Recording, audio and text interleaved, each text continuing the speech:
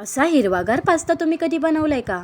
बनवला नसेल ना, तर एकदा नक्की ट्राय करा. तर सर्वात आधी काय करायचं, एका भांड्यामध्ये पाणी तापत ठेवून त्याच्यात पालक आणि टॅमॅटो शिजत घालायचं. तर दुसऱ्या भांड्यामध्ये पाणी ओतून त्याच्यात मीठ आणि तेल टाकून पास्ता शिजत घालायचा.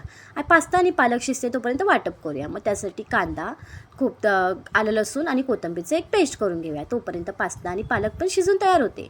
मग पालक आणि टॅमॅटोची परत मिक्सरला पेस्ट वेगळी करून घेऊया आणि पास्ता थंड पाण्यात धुवून घेऊया. मग पॅनमध्ये तेल ओतून सर्वात आधी केलेली पेस्ट आपण पॅनमध्ये भाजून घेऊ. मग त्याच्यामध्ये थोडंसं तिखट आणि मॅगी मसाला टाकून घेऊ.